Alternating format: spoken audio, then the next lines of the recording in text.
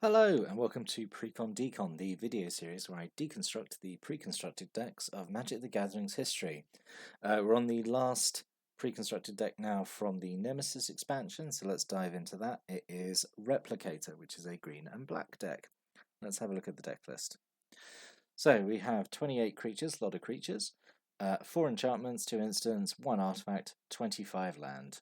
Mana curve off to the side there as normal.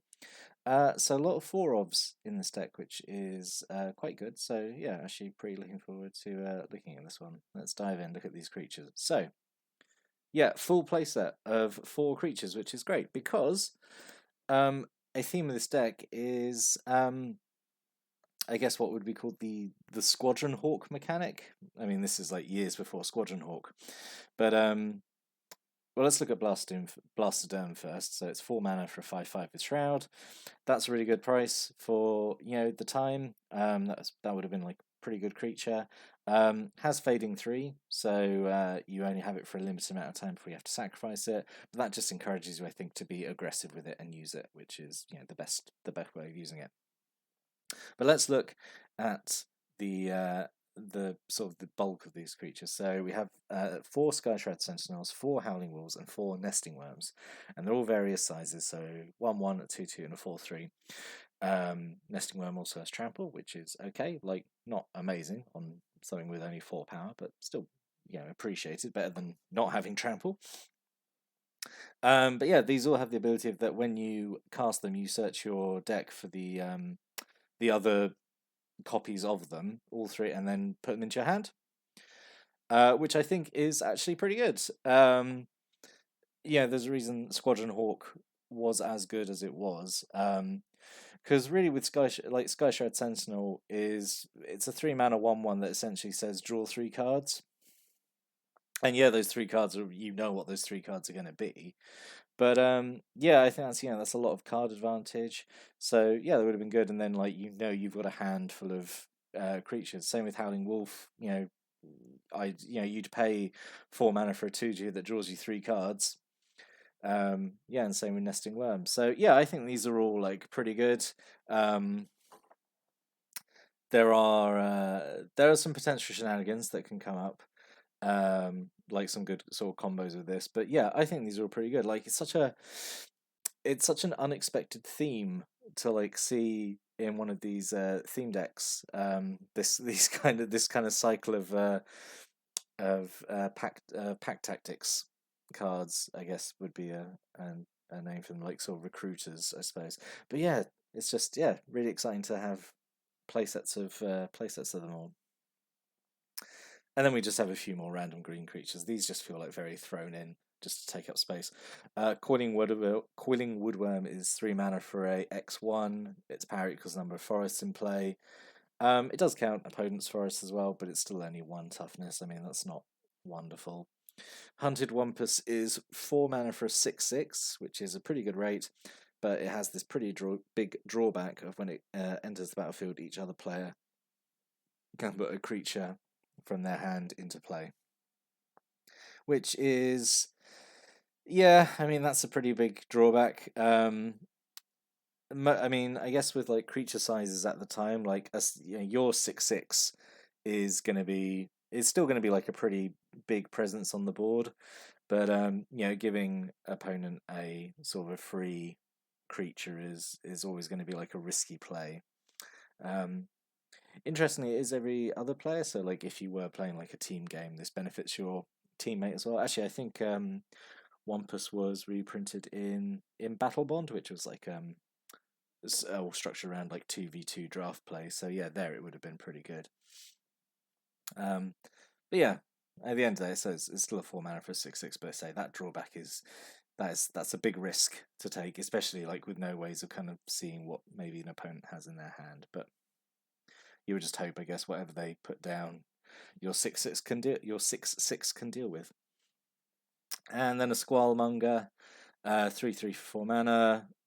2 Squallmonger deals 1 damage to each creature with flying, and each player, any player, can play this ability. So sort of tying into like the mercenary theme of of Masks block, not mercenaries, the creature type, but just kind of like there's a lot of these creatures where they usually have abilities that any player can use, which is kind of weird design. It means that like I suppose the effect can be cheaper because it's like it's coming with an inherent drawback that anyone can do it. But this is okay. I think out of all the Mungers, this is probably the best one, which is not saying much. The blue one's okay as well, I suppose, just because this one is like the least likely to hurt your own side of the board because you've got no creatures flying, and yeah, it's okay. It's essentially just a 3/3 for 4, and then a bunch of spell shapers. I'm not gonna lie. Like I would have thought that spell shapers would have been a deck on their own in Masks block because every color had them. It would have been like really fun, maybe to see like saying like a 5-color spell shaper deck. That would have been kind of fun, maybe. But as it is, there's like a load in this deck. So every deck we've looked at so far has had a spell shaper, I think. But yeah, this one just really went in hard with spell shapers, and I guess there's a reason for that. Like, you've got the set of creatures that get copies of themselves when you play them, so then you've got those in hand. So then I guess like you've got them ready to discard to your spell shapers if you need be. I suppose. um, yeah, because I suppose like the Sky Shroud Sentinel, who's only a 1/1, you play that, and that's essentially then 3 cards you've got for spell shapers, maybe. Because you don't mind losing a 1/1 to use maybe one of these effects. So big array of effects. So Stampede Driver gives your whole board +1/+1 and trample. And him being just 1 mana is, I think, very good. Deepwood Drummer gives something +2/+2. Cackling Witch gives something +X+0 end of turn. Plague Witch gives gives a creature -1/-1. And Bog Witch does Dark Ritual. These, I think, are all fine effects.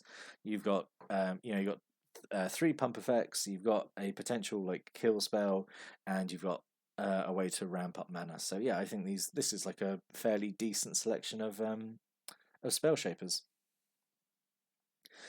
And then we've got the 2 rares of the deck. So Sapling Cluster is a 2-mana enchantment. 1 discard a card from hand. So I mean there is a discard theme, I suppose. Just create a Sapling, but any player can use that ability.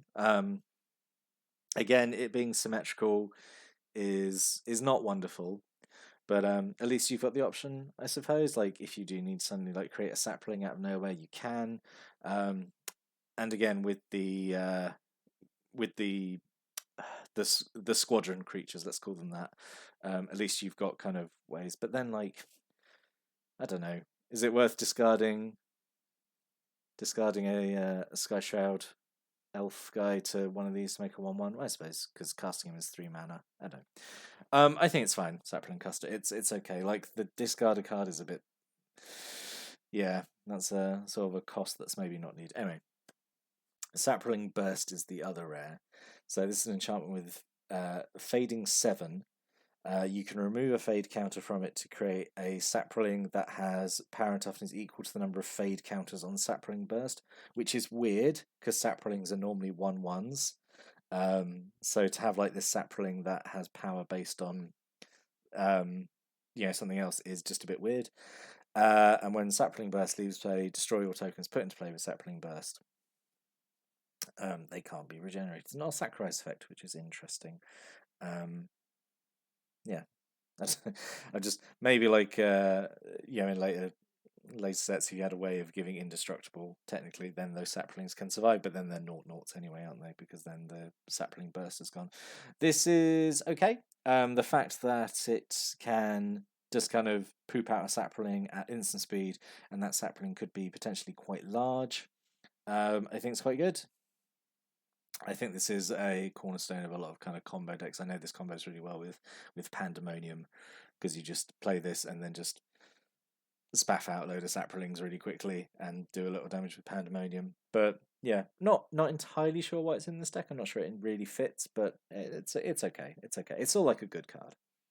And then a couple of invigorate. So this is pump spell instant, gives +4/+4 until end turn. But if you have a forest, you can have an opponent gain 3 life instead of paying the mana cost, which is fine. because you let someone gain 3 life, but you're giving +4/+4. You're still coming out ahead if you need to do that. But giving an opponent 3 life is like such a minimal like alternate cost to play. Like giving an opponent life, the thing that you're going to be reducing anyway. Yeah, it's barely a cost at all, I think. But yeah, Invigorate's pretty good.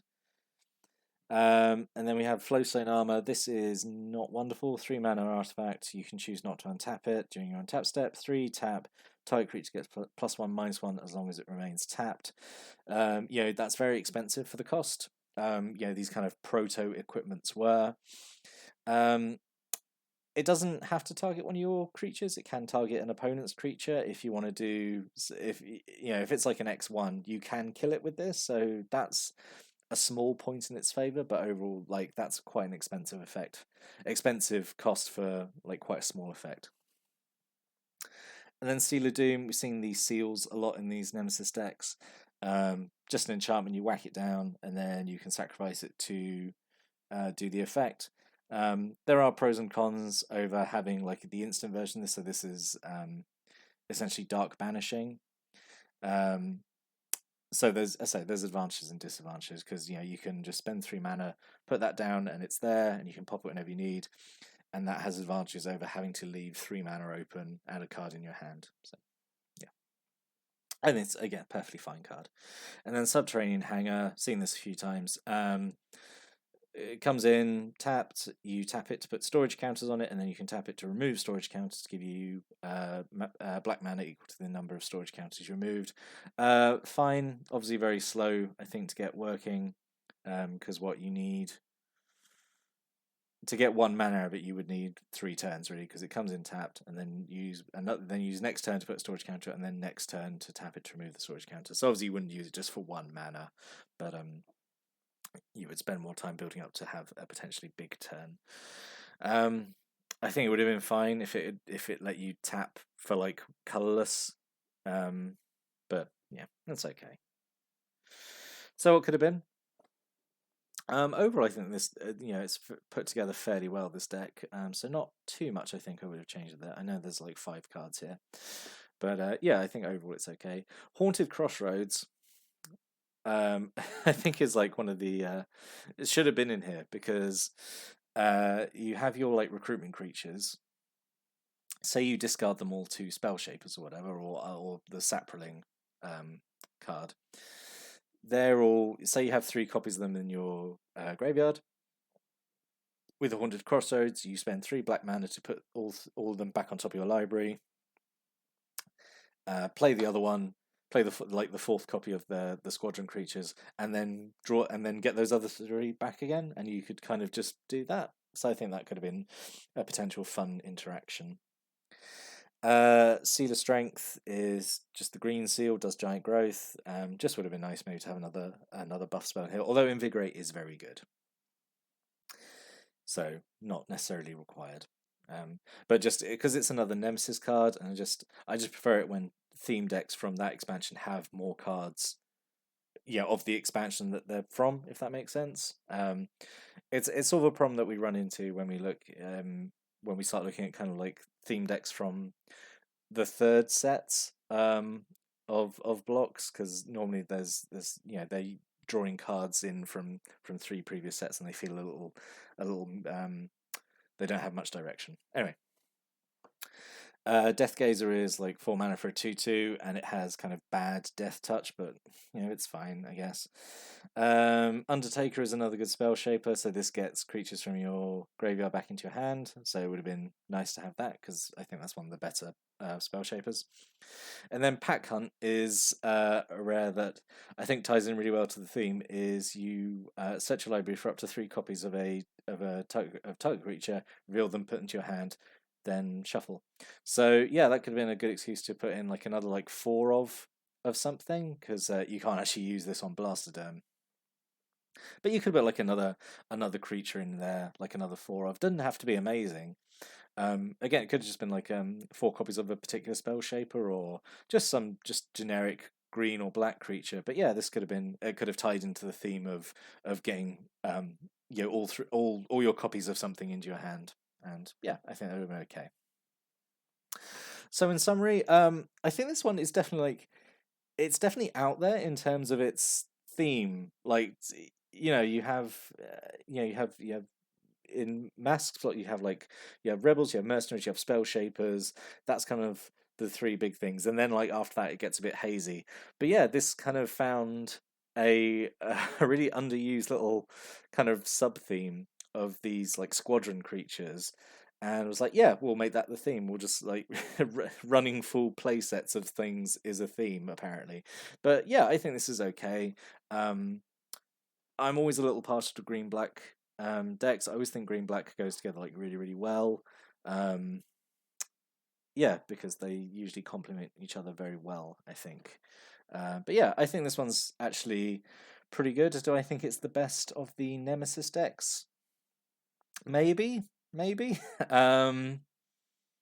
That's not saying much. 'Cause I feel like these Nemesis decks have been like a little weak.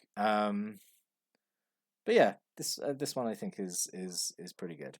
So yeah, I'd like to hear what you think. Like, if after looking at the deck list, what do you think about it? Did you have this deck? Did you make any changes to it?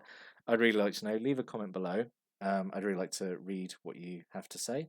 But until then, I'll be back next time to look at the first of the prophecy theme decks. And yeah, looking forward to that. But yeah, until next time, thank you for watching and listening, and have a great day.